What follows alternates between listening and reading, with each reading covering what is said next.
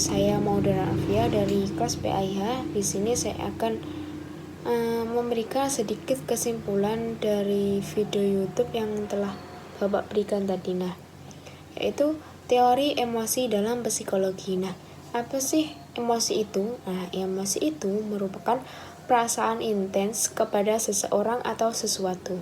Nah, jenis-jenis emosi itu ada dua. Yang pertama itu emosi positif dan yang kedua itu emosi negatif. Nah, emosi positif itu bisa berupa kenikmatan dan cinta. Kemudian emosi negatif itu bisa berupa amarah, kesedihan, dan takut.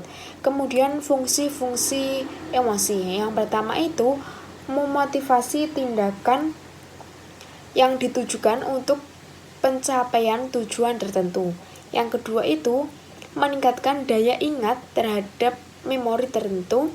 Kemudian yang ketiga meningkatkan ikatan sosial. Dan yang terakhir itu mengomunikasikan sebuah niat pada orang lain. Nah, kemudian teori-teori emosi. Yang pertama itu teori common sense, yaitu stimulus mendorong emosi, menghasilkan emosi, dan kemudian itu menghasilkan perubahan fisiologis dan perilaku. Kemudian teori James Lange. Nah, stimulus itu memprovokasi emosi secara langsung untuk menghasilkan perubahan fisiologis dan perilaku. Kemudian peristiwa ini menghasilkan perasaan emosi. Kemudian teori Cannon-Bard, nah, yaitu stimulus memprovokasi emosi, mengaktifkan pusat otak yang disebut dengan talamus yang secara bersamaan itu mengirimkan pesan ke korteks, kemudian menghasilkan perasaan emosi untuk organ, gairah, otot rangka, dan perilaku. Nah, kemudian itu teori Skakter-Singer. Nah, yaitu kita memiliki perasaan emosi ketika ada dua faktor yang hadir, yaitu kita dibangkitkan secara fisiologis dan kita menafsirkan suatu emosi tertentu didasarkan pada situasi yang dihadapi. Kemudian ekspresi dari emosi itu bisa dipengaruhi oleh norma budaya di mana individu tersebut tinggal atau dibesarkan.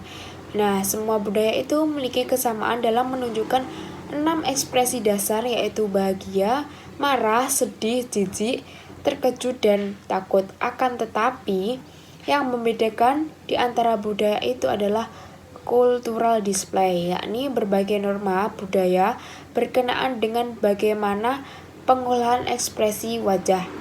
Nah, kemudian menurut para ahli, kesuksesan seseorang itu ditentukan oleh kecerdasan emosi. Nah, ada 5 unsur yang membangun kecerdasan emosi itu. Yang pertama itu memahami emosi-emosi sendiri. Kemudian yang kedua mampu mengelola emosi-emosi sendiri. Ketiga memotivasi diri sendiri. Yang keempat memahami emosi-emosi orang lain, dan yang terakhir itu mampu membina hubungan sosial. Nah, kemudian stres. Apa sih stres itu? Nah, stres itu sebuah kondisi seseorang yang mengalami tuntutan emosi berlebihan atau waktu yang membuatnya sulit memfungsikan secara efektif semua wilayah kehidupan. Nah, aspek-aspek stres itu apa aja sih? Yang pertama itu aspek fisik dan yang kedua itu aspek psikologis. Nah, aspek fisik itu berdampak pada menurunnya kondisi seseorang pada saat stres sehingga orang tersebut mengalami sakit pada organ tubuhnya. Nah, contohnya itu sakit kepala, kemudian MAH, dan lain sebagainya. Kemudian yang kedua itu aspek psikologis. Nah, aspek psikologis ini terdiri dari gejala kognisi, gejala emosi, dan gejala tingkah laku. Nah, masing-masing gejala tersebut mempengaruhi kondisi psikologisnya menjadi negatif.